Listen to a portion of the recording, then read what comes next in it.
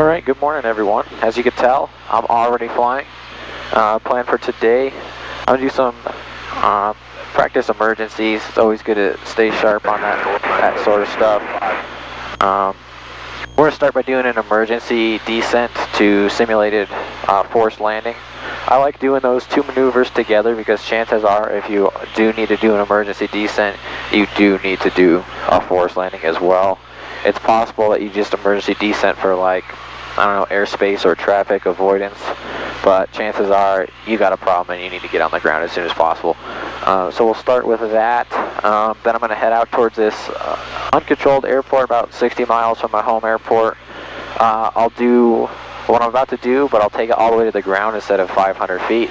I'll do simulated engine failure and emergency descent to a full stop on their runway. Then I'll go ahead and full stop, taxi back, take off, simulate engine failure right after takeoff. So I'll take off, get about 20 feet up, yank the power, add a couple seconds for like shock factor if you want to call it. Because in a real situation you wouldn't respond immediately, whereas in the simulation I know it's coming and I could push down immediately. And then after that I might do a couple more landings there, a couple power off 180s or something for fun. And then I'd like to do simulated engine failure at like 500 feet. So that's the plan. We'll start with our simulated emergency descent. We'll do some clearing turns here, make sure there's no one around. We are at 9,000 feet. We'll pull the power, get the carb heat, everything 45-degree bank, trim for about 1G. I'll pick a point to land. Once I have a good point, I'm going to run through my flow as if I did actually have an emergency or engine failure, like attempt to restart, make your mayday call, anything like that. Get a sense of where I'm at real quick. Alright, so we are good to go. So cruising along, and uh-oh, my engine quit, or you're on fire or something. Emergency descent. You wouldn't do this if it was just an engine failure, but if it's like something bigger. So I'm at 45 degrees of bank, pitch for about 1G. I'm looking for a good field. I got a couple good options. Doing about 2,500 feet a minute down. Alright, I see the field I'm going to shoot for. Now I'll run through my checklist. So I'd go mixture full rich, make sure this is on either off or both, boost pump on, make sure it got fuel, carb heat on in case it's engine ice. We go ahead and attempt to restart, didn't restart, idle cut off, fuel off. Mayday, Musketeer 3, Quebec's about 25 miles east of spaceport, making forced landing in a field. We'll go ahead and continue. I'm going to say I need to focus on flying the plane rather than actually looking at the formal checklist. We make sure everything's looking good. Keep it on coming down. About 1,000 AGL now, 1,500. Starting to relax that bank so I can make my point. Go ahead and make that base turn. At this point, I start slowing down. Once it gets in the white arc, I'll drop the first notch of flaps. There we go, first notch of flaps. We're going to start slowing up now. I predict we're still going to be super high, so we're going to go second notch of flaps. Alright. Looks like we would have our field assured at this point. I'm 500 ATL. For safety reasons, I'm going to power up, go around now. Alright, so I think that one was pretty good. I think I may have missed a couple things. I did forget to crack the door. And then also when I was attempting restart, I forgot to switch the tanks because this airplane doesn't have a both setting on the fuel selector. It's just a left or a right. You would want to go ahead and switch the tank to the other side in case it was caused by one of the tanks being drained. So that's another thing I missed. But overall, I think I did pretty good. I think towards the end of the emergency descent, I started relaxing the bank quite a bit as well. So my descent rate decreased. So if you were in if you had like an electrical fire or engine fire or something, you're trying to put it out, you want to make sure you stay in that bank so you keep the high speed going. get to the ground as soon as possible. But that's why we practice these things. I was not expecting to be perfect at all. So that maneuver is sort of realistic, the one I just did. The only reason I say that is because if you do have an engine failure, you're not going to immediately go into an emergency descent unless there's something seriously wrong with it, like it's on fire or something. And if it's on fire, you're not going to try and restart the thing. You're just going to try and get the flames out, try and get on the ground. But it is, I think, good to sort of practice it together, even with the restart procedures, just because it has you focusing on multiple things at once, which you certainly will be, and you'll be stressed out in a real emergency. So it's not necessarily super realistic, but I still think it's good to practice. You can kind of practice both picking a point, getting all the speed down, but also it's good to practice your flow, even though it's not necessarily what you do in that particular situation. Alright, so I'm still about 20 miles out, but while I have time, I'm going to brief what I'm going to do.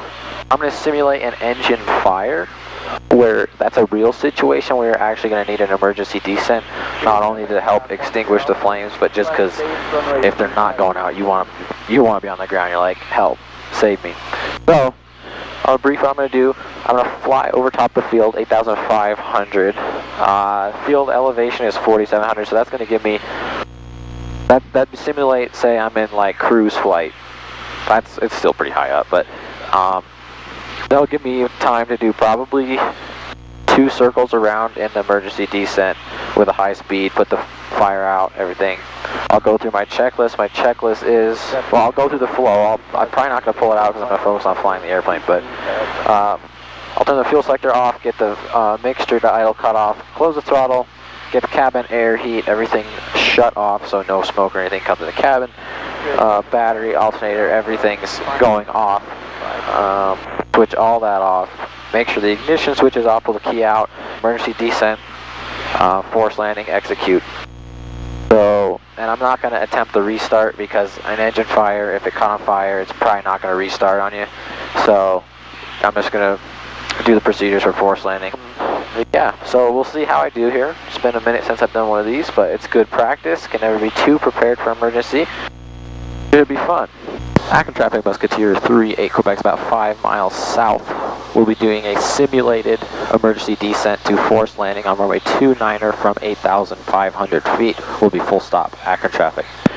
There's no one in the pattern here. There's a bunch of other chatter on the radio because all the other airports around here use the same CTAF frequency, so that's what you hear there. I believe I do have the airport in sight. If you do, I'm going to go to the approach end of 29er over fly, basically pull the power, emergency descent. We got 4,000 feet almost to lose. Probably do 2, I'm guessing 2 rotations it'll take to get to roughly pattern altitude, maybe a little bit lower before we go ahead and set up in a little sort of traffic pattern for 29er, though I'll be able to adjust it however I need in order to make the runway. This will be fun because it's good to practice your emergency procedures to a full stop as well, because it's great to do it in the field and go around at 500, you get all the procedures down, but you don't get the experience of actually touching down, making sure you can actually make your point. Acton traffic, Musketeer 3, Quebec's about 2 miles south at 8,500 feet. We'll be doing a simulated emergency descent to forced landing on runway 29er, full stop, Acton traffic. Alright, approaching end of runway 29er. Let's say, go ahead and say we had an engine fire, pull the power to idle, get the boost pump on, get our emergency descent going, 45 degrees. If this were an actual emergency, pull our mixture, get the fuel off, get all our switches off after we make our call, cabin air and vents all closed. Looks like we lose 1,500 or so per revolution. So that's 1 rotation. I'm going to reduce my descent just a little bit, because otherwise I think I'm going to be a little bit too low after this 2nd rotation if I don't do so. I'm going to pull out the actual checklist because I'm focused on flying the airplane. We'll come around here, about 6,700 feet now, about 1,000 above pattern altitude to keep that descent going, but I don't have enough room for another lap. So I'll start headed towards the runway. Speed's pretty high, but it is in the white arc, so I'm going to go with flaps 10. I'll kind of cut straight towards the runway because I want to make sure I can make it. It's better to go a little long than short. Alright, we're sort of lined up. Dog leg final here. I'm not going to go any more flaps till I have the runway assured. Looks pretty good right now though. Back in traffic, Musketeer 3, 8 Quebec, the dog leg final, runway 29er will be full stop back in traffic. I can go ahead and do second notch of flaps. I'm going to have to do third notch of flaps, get a bit of slip going here because I am going to be pretty high. Speed's looking good. Gone on center line, runways assured. Steep approach, but hey, we'll straighten out that slip here. Get on center line. Go ahead and touch down. Make our point on the 1,000-foot markers. Exactly, and it was smooth, dang. And I'll make the first taxiway. Alright, beautiful. I'd say that was pretty good. I'll make this exit at Alpha 2 here, debrief a little bit. Then kind of set up for the next maneuver. Flaps up, carb heat off, boost pump off. Get our trim set for takeoff. Back in traffic, Musketeer 363, 8 Quebec, clear of runway 29er on Alpha 2, taxi back to runway 29er, Akron. Alright, that was pretty good. I think I could have, like I shallowed out the bank angles because from where I was at, it looked like I may not make the runway or a good pattern, but I think I would have been totally fine if I could have just kept that emergency descent going. Then I would have been a little closer, a little lower. Could have got on the ground a little bit sooner. Other than that, I think it's pretty good from 4,000 AGL. Ooh, descent time was probably about a minute and a half. I'll put the exact descent time on the screen here. But if the emergency descent was enough to get the fire out, that would have been a totally survivable situation. So I'm happy with that. Always good to practice these things. It wasn't perfect. Wasn't expecting it to be. Another thing I could have done, I could have practiced making my emergency call. I wouldn't have actually made it on the comms, but I could have just said it. That's another thing I could work on next time. So I feel pretty good about that. Okay, next maneuver. Next maneuver I'm going to do a simulated engine failure right after takeoff. So I'll do normal takeoff, all normal takeoff procedures. Takeoff, get 20-30 feet above the ground, yank the power to idle, simulate engine failure. In that situation, there's no time to do anything except get the plane on the ground. Since your airspeed's going to be a little lower because you just rotated, you're going to want to lower the nose quickly, not abruptly, but quickly, so you don't stall. And then it'll kind of just settle down on the runway like normal airplane or normal landing at that point, as long as your speeds and everything look good. This maneuver I did, I've done it a couple times before. Once I did my initial training in the Cessna 172. I think I did it in there before, but also I flew a 152 for the first time a couple years back with my instructor, and I think that's the actual first time I did this maneuver. But I didn't even know it was coming because my instructor called the tower ahead of time on his phone, told him we were going to do this, but make normal calls and everything. He didn't tell me any of this. And then we did normal takeoff, my first takeoff in a Cessna 152. We take off, we get about 50 or well 20 or 30 feet actually above the ground. He's like, okay, my throttle for a second. I'm like, alright, whatever. I didn't know what he was doing. I thought it was weird, like right after takeoff he's taking controls and he just yanked that throttle back and he's like, oh, engine quit. So I landed, I was able to do it just fine, but it was certainly interesting or unexpected, as all engine failures are. It was first landing in the 152, first takeoff in the 152. And I managed to handle it pretty well. It wasn't perfect. Most things aren't perfect. But that's what we're doing today. We're going to try and get closer to perfection. I'm not trying to be the best pilot in the world or anything. I'm just trying to be best, safest pilot that I can be personally. So I guess a better way to say that would be, I'm not trying to be anything. I'm just trying to be. Alright, good. We're ready to go. I'll do a normal takeoff. Taxi up here, announce my intentions. We've got a nice headwind helping us out. We got 7,000 feet of runway. It'll take us about 2,000 feet to get up. We'll take off get about 30 feet up, yank the power, give me a couple seconds for the shock factor, because in a real situation you wouldn't respond immediately, whereas like this simulation I know it's coming, where I could push nose down right away, but to make it more realistic, wait a couple seconds, then lower the nose, land. If there's still no one in the pattern, just turn around wherever I stop. If there's someone in the pattern, go to the end, clear, wait for them, taxi back down, back to the end here, and then move on to the next thing. Alright, I think we're ready. Akron traffic, Musketeer 38 Quebec, taking runway 29er will be a simulated engine failure after takeoff to a full stop on 29er. This is simulation. Oh, Akron. Hold center line. Heels to the 4. Full power. Alright, we're making good power. Engine gauges are in the green. Airspeed's alive, 40 knots. 55, 60, 65. Rotate. We're flying. We'll get 30 feet up or so. Uh-oh, engine quit. Lower the nose immediately. Just normal landing with no flaps. I think I could have given myself a couple extra seconds for that shock period, but I would have been fine either way, I'd say. So I'll go ahead and stop here, back taxi. But like I said, no time to do anything except get the plane back on the ground in that situation. I think I might go ahead and back taxi, do that another time just because it's good practice. Akron traffic, Musketeer 38 Quebec is clear of runway 29er on Alpha 2, taxi back to runway 29er via Alpha, Akron. Akron traffic, Musketeer 38 Quebec is taking runway 29er, will be simulated engine failure after takeoff to a full stop on runway 29er, Akron traffic. Alright, I don't hear anyone on radios, don't see anyone on ADS-B. No one in the pattern. Take the runway here, and we'll do the same thing. Center line, heels to the 4, full power. Airspeed's alive. Engine gauges are green. 40 knots, 50 knots, 60 knots. Get to our 65 knots, rotate.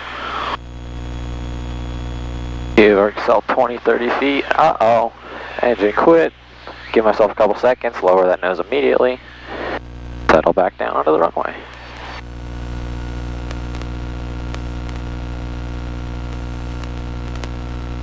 Little off center line, but smooth landing. That was a little better. But yeah, in this airplane, the nose tends to drop pretty aggressively when you lower the power anyway, so the stalling as you lose your engine is not as much of a concern, I've noticed, as in like a Cessna. Interesting. Alright, so I'll taxi back, explain the next maneuver. Alright, so next thing I'm going to do, I'm just going to do a quick lap in the pattern. I'm going to do it's not really an emergency thing, it's just a proficiency and stick and rudder skill sort of thing. I'm going to do a soft field landing, straight into a soft field takeoff. And the goal with this one is to not touch the nose wheel on the runway. So it's always kind of fun, interesting challenge. Then after I do that touch and go, I'm going to go out, climb 800 feet or so, simulate engine failure, pick a spot.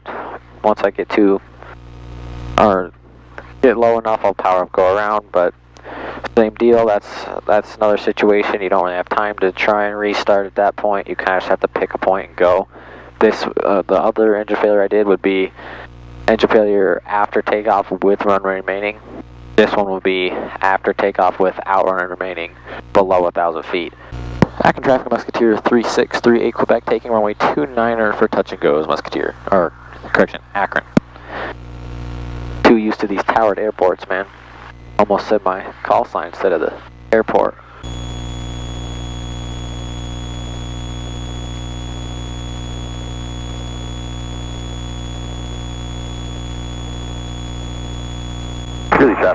So short or soft field landing, I'll go 10 or 1 notch of flap, so 15 degrees.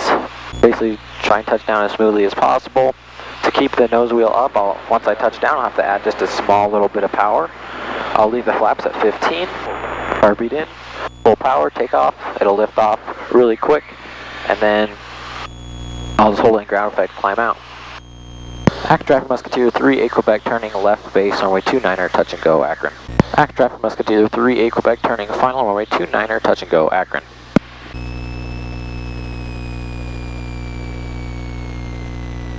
We'll hold her off. Smoothly touch down. Hold that nose wheel up. Add a little power to hold it up. There, increase increase at full power. Once she pops up on her own, right there, hold it in ground effect, accelerate. We have safe speed to climb out, start climbing out. Safe altitude, we'll raise our flaps, continue straight out, then do our simulated engine failure. Active traffic, Musketeer 38 Quebec's about a mile off the departure end of runway 29er. We'll be doing simulated engine failure, Akron. Alright, we're crossing through 800 feet, AGL, say our engine quit. I see a good point, we're just going to start heading towards it. Got our best glide speed. Alright, we would definitely make that field, but for safety reasons, I'm power up and go around now. Akron traffic, Musketeer 38 Quebec's about 3 miles off the departure end of runway 29er at 5,200 feet for climbing 7,500, departing the airspace to the west, Akron. But that kind of stuff, super fun to practice, super good to practice, because you need that proficiency when the emergency does happen. If it does happen, could happen to anyone, at any time, you never know. And the only thing you can do is be prepared as you possibly can. That's what I did today, really. I think it was certainly worth my time. I feel more comfortable with all these maneuvers now. I feel like I could stay calm, and I know the airplane well enough that if I were to find myself in that situation, I could safely land and be okay. Obviously, can never be too prepared. Just be as prepared as you possibly can be. Stay humble. Just be the best you can be. Don't worry about anyone else. It doesn't matter if you're the best pilot in the world. As long as you're doing the best that you can, and you're being the best, safest pilot you can, you're making the best decisions you can. That's all that matters. So, hope you guys enjoyed this video. I'm going to cruise on back, meet up with my buddy. We're going to go do a fly around, get some simulated IMC time.